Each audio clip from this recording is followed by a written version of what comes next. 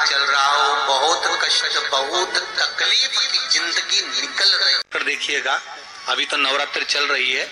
नवरात्रे में जब 5वां दिन नवरात्रे का रहे, चैत्री नवरात्रे का 5वां दिन रहे, और मान लो कि आपके घर में किसी बच्चे की, लड़के की या लड़की का या मंगल विवाह नहीं हो रहा हो, या शादी नहीं हो रही हो, या उस लड़के लड़की के लिए बहुत प्रयास कर लिया आपने और उसकी शादी हो ही नहीं रही, अथक प्रयास आपने कर लिया और उसका मंगल विवाह नहीं हो रहा, तो ये देवी भागवत में स्पष्ट कहा गया, देवी भागवत में वर्णन किया गया है, देवी भागवत में वर्णित किया गया।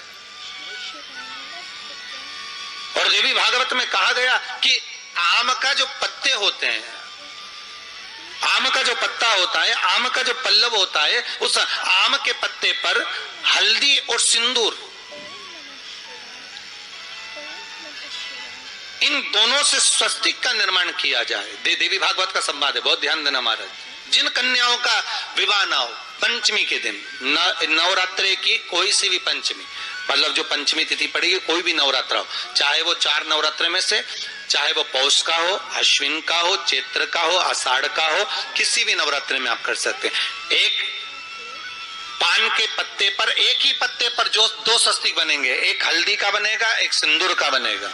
बस अंतर इतना है, जो हल्दी का स्वस्तिक है उस पर कंकु के चावल अर्थात रौली के चावल, रौली कुंकू के चावल रखना है, और जो सिंदूर का है उस पे हल्दी के चावल रखना है। इतना रखकर जिस लड़का लड़की का विवाह नहीं होता उसकी हथेली पर रखकर उसका नाम और गोत्र बोलकर महाराज उसको ले जाकर नीम के पेड़ के नीचे उसको रख दिया जाता है। मात्र 3.5 या 4 महीने ऐसे रहते हैं जिसके अंदर उस लड़का लड़की का विवाह पक्का हो जाता है। जिसका विवाह नहीं होता केवल उसी के लिए। और नवरात्रि में भी अगर आपकी कोई कामना है, आपकी अगर इच्छा है, आपका मन है, तो जगत जननी की आराधना करो। पति और पत्नी में अगर क्लेश है तो जगदम्बा के मंदिर में मक्खन चढ़ाओ।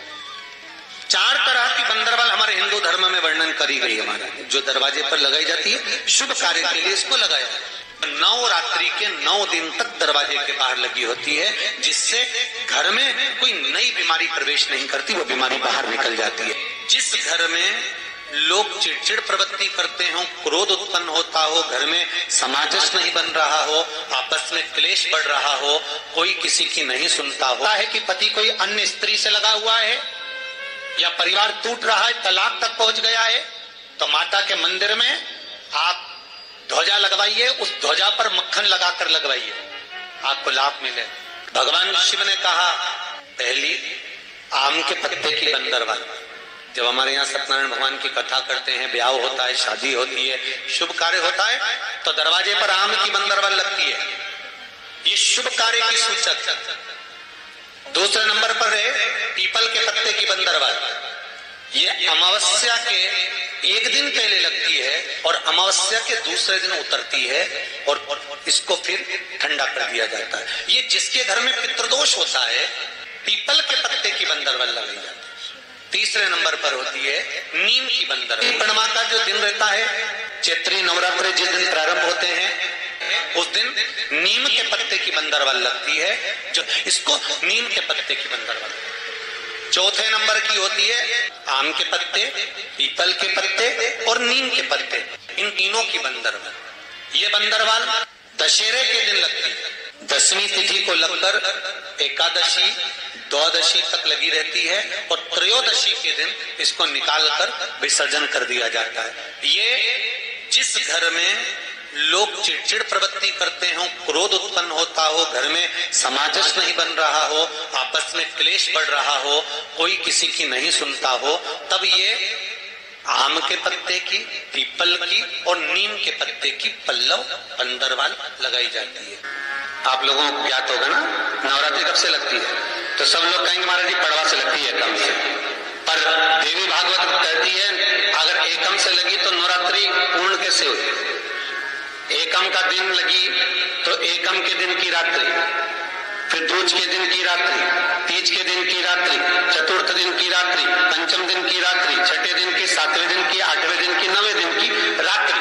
पर 9वें दिन तो सुबेरे पूजन करके, यज्ञ करके, अनुष्ठान करके देवी को विसर्जन कर दिया, फिर नवरात्रि पूर्ण कैसे से। नवरात्रि की पूर्णता होती है अमावस्या की रात से गिनी जाती है। कौन से दिन से गिनते हैं? अमावस्या की रात्रि, फिर एकम की रात्रि, फिर दूज की रात्रि, ऐसे गिनते गिनते अष्टमी की रात्रि तक और नवमी के दिन सुबह तक या दोपहर तक या शाम तक, जब तक आप यज्ञ ना करें तब तक ये 9 रात्रियां पूर्ण गिनी जाती है महाराज देवी भागवत के साथ। अब हमने कन्या भोजन का जो क्रम बनाया, अष्टमी के दिन करा देंगे, नवमी के दिन करा देंगे, इस तिथि को करा देंगे, पर भाव देखिए, शास्त्र कहता है भूखे को भोजन जब कराइए जब उसको भूख लगी हो, और ऐसों को कराइए जिसको जरूरत पड़ रही है। देवी भागवत वर्णन करती है कि पहले नवरात्रे से लेकर नौवीं तिथि तक जितने दिन देवी के होते हैं, प्रत्येक दिन में आप किसी भी दिन कन्याओं का भोजन करा सकते हो, पहली रात्रि से लेकर, पहला दिन से लेकर। ज्योत का विधान है, नवरात्रे में देवी की ज्योत लगती है, अखंड ज्योति लगती है, जवारे बुआए जाते हैं, कलश लगता है। ज्योत का भी विधान है, जिसके यहाँ दिया अखंड जलाया जाता है, अगर वो दिए की लो, दिए की बाती अगर दक्षिण दिशा की होती है तो उसके घर में साल भर में एक घात जरूर होती। जो दिया अखंड जलता है उसकी बाती का मुख दक्षिण का नहीं होना चाहिए। देवी भागवत को अगर सुना हो तो देवी भागवत में स्पष्ट किया गया कि पूर्व की ओर मुख करा हुआ दिया, अर्थात पूर्व की ओर ज्योत जो जलाई जाती है वो संपदा की वृद्धि करती है। पश्चिम की ओर मुख कर कर जो ज्योत लगाई जाती है महाराज वो वैभव को देती है, और उत्तर की ओर जो मुख कर कर ज्योत जलाई जाती है, उत्तर की ओर जो ज्योत का मुख रहता है वो आयु की वृद्धि करती है, घर में अकाल मौत को रोकती है। रात्रि का जो भाव तत्व है उसको भी अच्छे से समझ लेना। दक्षिण की ओर ज्योत ना लगाएं। एक जरा सी मिट्टी की दुकान भी अगर आप खोल कर बैठेंगे तो चांदी और सोना के बराबर कमाएंगे, इतना धन देगी वो माता। साधारण नहीं है मेरी माता, तात्विक सुख का आनंद देने वाली, लाभ तत्व प्रदान कर। बच्चे बहुत ज्यादा अपशब्द बोल रहे हैं, मुंह चला रहे हैं और प्रेम नहीं रख रहे, तो माता के मंदिर में लाल पुष्प, लाल चंदन और लाल चूड़ी माँ को समर्पित करिए, प्रेम बढ़ेगा। बच्चा कभी आप जी से कम नहीं बोलेगा, प्रेम की भाषा निकली। माँ जगतजननी की आराधना, जगदम्बा की उपासना। नवरात्रे में 9 दिन में से कोई एक दिन ऐसा ले लो जिस दिन कन्याओं का भोजन कराओ, साथ में उनको लाल चुनरी ओढ़ाओ या कोई लाल वस्त्र, लाल पूजन की सामग्री उनको दो, सुख मिलेगा, आनंद आएगा। श्री शिवाय नमस्तुभ्यम। चैनल पर कथा सुन रहे हो, जितने फेसबुक और यूट्यूब पर सुन रहे हो, बहुत सावधानी से सुनना। शिव महापुराण की कथा आपको कभी भटकने नहीं देगी। शिव महापुराण की कथा आपको एक स्थिरता प्रदान कर देती है कि अब आप भगवान के चरणों में पहुंच चुके हो, शून्य पर आकर बैठ गए हो, अब कहीं नहीं जाना, तो भोलेनाथ समान। वीडियो को लाइक करके चैनल को सब्सक्राइब करें, कमेंट करें जय माता दी। दोस्तों, स्क्रीन पर जो वीडियो दिखाई दे रहे हैं महत्वपूर्ण है, उन्हें भी अवश्य देखें।